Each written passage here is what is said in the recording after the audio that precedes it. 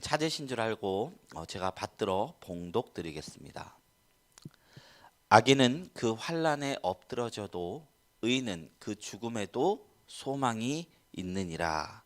아멘. 예, 오늘은 죽음을 이기는 소망이라는 제목으로 은혜를 나누려고 합니다. 서양의 명화 중에 프라이드릭 와츠라는 사람이 그린 소망이라는 그림이 있습니다. 그 그림은 하프를 들고 있는 어떤 젊은 여인이 우주 공간 속 둥근 지구 위에 홀로 외롭게 앉아 있는 모습을 담고 있습니다. 근데 그 여인을 자세히 살펴보면 그 눈은 수건으로 싸맸습니다. 왜냐하면 앞을 보지 못하기 때문입니다. 그 가슴에 치고 있는 하프는 모든 줄이 다 끊어져서 오로지 한 줄만 남았습니다. 그런데 그녀는 그런 상황에서도 오직 남은 줄 하나만을 가지고 아름다운 음악을 타고 있는 장면을 그린 것입니다. 그리고 프레드릭 와츠는 그 그림에 소망이라는 제목을 지었습니다. 우리는 예수님께서 성경에서 말씀하시기를 이 세상 모든 것이 이제 없어지는 마지막 때가 온다고 말씀하셨습니다. 그때에는 물질도 풀어지고 방언도 그치고 예언도 그치고 모든 것이 이제 무너지는 시대라고 합니다. 그때도 오직 남는 세 가지가 있다고 하는데 믿음과 소망과 사랑이라 하였습니다. 우리는 그리스도에는 어떤 자들이냐? 소망을 가지고 살아있는 자들이다. 어떤 상황에서도요. 진정한 죽음이라 한다면 보편적으로 우리는 죽음이라고 생각할 것입니다. 절망이라 한다면 키에르키고르가 이렇게 말했죠. 모든 인간은 죽음에 이르는 병을 지니고 있다. 언젠가 우리의 모든 소망이 끝나지고 절망하는 순간, 그 순간이 죽음이라는 것이죠. 영웅도 또한 가난한 자도 부유한 자도 어떤 사람도 이 죽음 앞에서 피할 수 없는 공평한 것입니다. 그러나 이 절망 속에서 유일한 소망을 가질 수 있는 것이 우리 그리스도인들이라는 것이죠. 소망을 가진 개인과 공동체는 살아가지만 이제 모든 것이 끝났다고 손을 놔버린 순간 그것은 이미 살아도 산 것이 아니게 됩니다. 세계 제2차 대전이 한창일 때 유대인 랍비가 아들과 함께 집단 수용소에 갇히게 되었습니다. 그것의 겨울은 매우 추웠습니다. 음식도 물도 모든 것도 부족한 그곳에서 사람들은 인간의 존엄성을 잃어가고 있었습니다. 그때 아버지가 아들을 데리고 수용소 건물 한 구석으로 갔습니다. 그리고 품 안에서 버터 한 조각을 꺼냈답니다. 배고프니까 아들을 먹이려고 했었을까요? 그런데 이 아버지는 그 귀한 버터 한 조각을 먹지 않고 진흙으로 만든 주발에 넣고 심지를 꽂은 뒤 불을 붙였습니다. 촛불을 구할 수 없어서 버터불을 킨 것입니다. 그리고는 아들에게 이렇게 말했습니다. 사람은 밥을 먹지 않아도 3주간을 살 수 있다. 물을 마시지 않아도 3일을 버틸 수 있다. 그러나 희망이 없으면 단 하루도 살아갈 수 없단다. 어둠을 밝히는 이 불이 곧 우리의 희망이다. 우리는 살아계신 여호와에 대한 희망을 가져야 한다. 아들아 기억하렴. 이렇게 말했다고 합니다. 헬렌 켈러는 희망에 대해서 다음과 같이 얘기했습니다. 그것은 사람을 성공으로 이끄는 신앙이다. 희망이 없으면 아무것도 성취할 수 없으며 희망 없이는 인간 생활이 영이 될 수 없다라고 말합니다. 희망이 있어야 우리가 살아간다는 것입니다. 희망이 있어야 우리가 인내할 수 있다는 것입니다. 이 희망을 우리 기독교의 언어로 말한다면 무엇일까요? 바로 소망인 것입니다.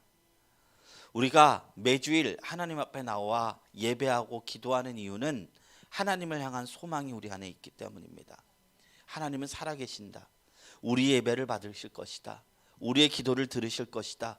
우리의 삶을 이끌어 주실 것이다. 그 소망이 있기에 우리가 예배의 자리로 나온 것입니다. 그러므로 사랑하는 성도 여러분, 소망을 품고 살아가기를 축원합니다. 믿음과 소망과 사랑은 세상 끝날까지 우리 안에 있다고 하셨습니다. 주님 오시기 직전까지 소망을 품고 살아가는 존재가 우리 신앙인이라는 것입니다. 오늘 본문 말씀은 우리는 어떤 순간까지 소망을 가질 수 있는가 이렇게 말하고 있어요. 언제까지요? 죽음의 순간조차 소망이 있다 이렇게 말합니다. 죽음은 모든 인간이 피할 수 없는 가장 큰 절망입니다. 소망의 반대 개념입니다. 그런데 그 중에 가장 큰 이 죽음조차 우리에게는 소망의 순간이 된다는 것입니다. 이전에 제가요 부평에 있는 기독교 박물관에 간 적이 있었습니다. 언젠가 저번에 이제 저희가 어디 갔었죠? 강화도로 수련회를 갔었죠. 본래는 여기 부평 기독교 박물관을 알아봤었어요. 근데 코로나 이후 몇 년이 지났는데 아직 개관을 안 하셨더라고요. 올해부터 한다고 합니다. 한 번 더 가봤으면 좋겠어요. 네, 건물 전체가 박물관으로 되어 있는데 1층은 구약을 유물들이랑 구약 시대의 그 기독교 물품들, 2층은 신약 시대의 기독교 문화와 물품들. 근데 보면 1층은 주로 컨셉이 출애굽으로 되어 있어요. 2층은 초대교회.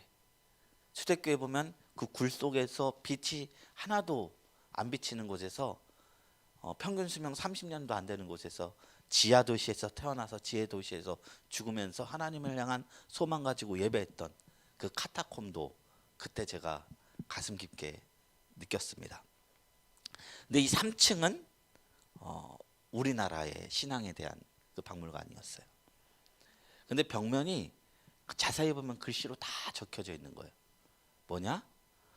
우리나라에서 신앙을 지키다 순교하셨던 분들의 이름표가 빼곡히 적혀진 것입니다. 한 방의 벽면을 다 이름으로 채워질 만큼 우리나라의 그 수많은 사람의 신앙으로 인해서 죽어가신 겁니다. 우리나라가 뭐 욕을 먹을 수 있지만 기독교가 꽃피울 수 있던 것은 거저된 것이 아니구나.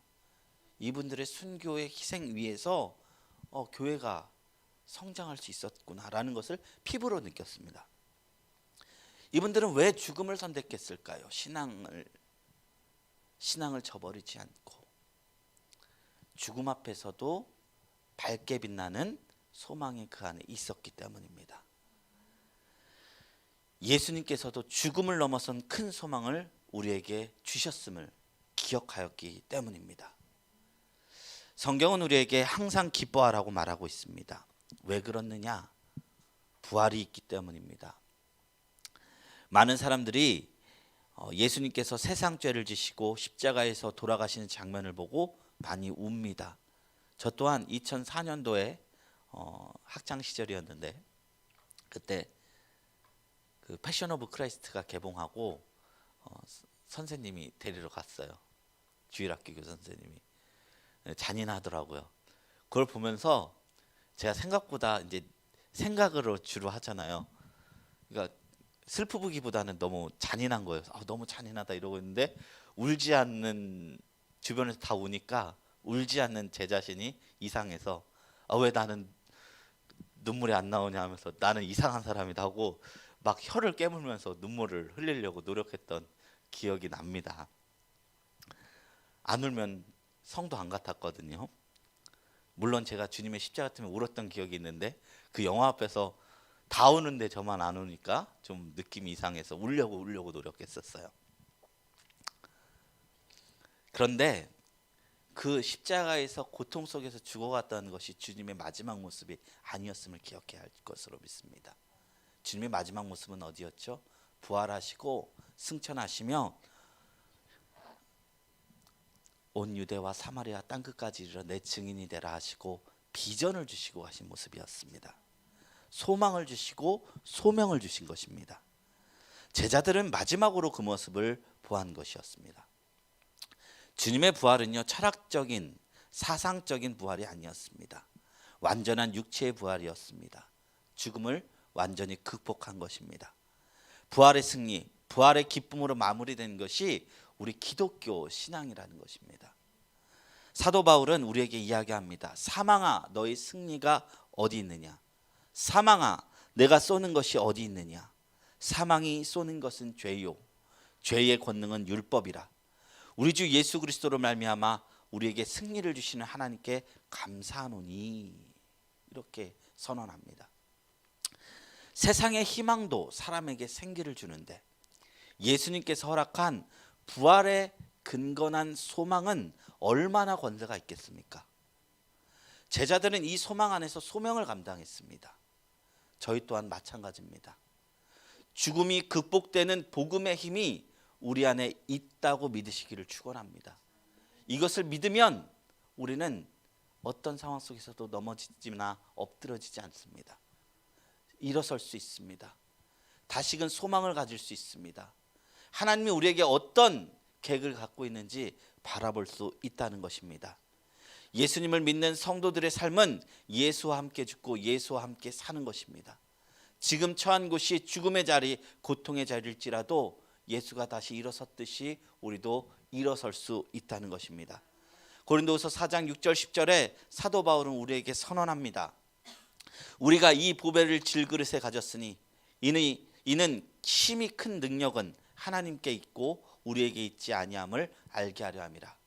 우리가 사방으로 우겨쌈을 당하여도 쌓이지 아니하며 답답한 일을 당하여도 낙심하지 아니하며 박해를 받아도 버림받지 아니하며 거꾸러뜨림을 당하여도 망하지 아니하고 우리가 항상 예수의 죽음을 몸에 짊어짐은 예수의 생명이 또한 우리 몸에 나타나게 하려 함이라. 마지막 문장이 얼마나 아름답습니까? 우리가 죽음을 몸에 짊어짐은 예수의 생명이 우리 몸에 나타나게 하려 함이라. 우리가 죽으려 예수 믿는 거 아닙니다. 승리하려 예수 믿는 것입니다. 이 승리가 우리 안에 있는 것입니다. 믿기를 축원합니다. 시편 기자들도 수많은 고통을 당했습니다. 힘들고 고통스러워도 그들은 늘 소망을 이야기하였습니다. 그의 노염은 잠깐이요 그의 은총은 평생이로다. 저녁에는 울음이 깃들을지라도 아침에는 기쁨이 오리로다. 여호와는 나의 목자시니 내게 부족함이 없으리로다. 내가 사망의 음침한 골짜기를 지날지라도 해를 두려워하지 않을 것은 주의 지팡이와 막대기가 나를 안위하시나이다. 모두가 다 고통의 자리에서 소망을 이야기했던 것입니다.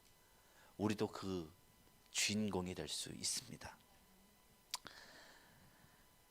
이들이 왜 소망을 노래할 수 있느냐? 하나님이 어떤 분인지 분명히 알았기 때문입니다. 사랑하는 성도 여러분, 소망을 가지고 사시길 주님의 이름으로 축원합니다. 우리의 소망이 우리의 인생을 만들어 나갈 것입니다. 우리의 꿈이 우리의 삶을 디자인할 것입니다. 그러니 나는 망했다, 나는 안 된다라는 생각이 들 때마다 사탄아 물러가라 한번 해보시기 바랍니다. 이전에 아버지와 아들이 사망을 횡단하는 중이었습니다. 횡단을 위해서 많은 준비를 했건만 자신이 생각하는 것보다 사막의 환경은 더 척박하고 험난했다고 합니다. 이윽고 준비해간 물이 다 떨어지자 아들은 불평하기 시작했습니다. 아버지, 저는 더 이상 못 가겠어요. 목이 말라서 지쳐서 죽을 지경입니다. 그러자 아버지는 아들을 격려했습니다.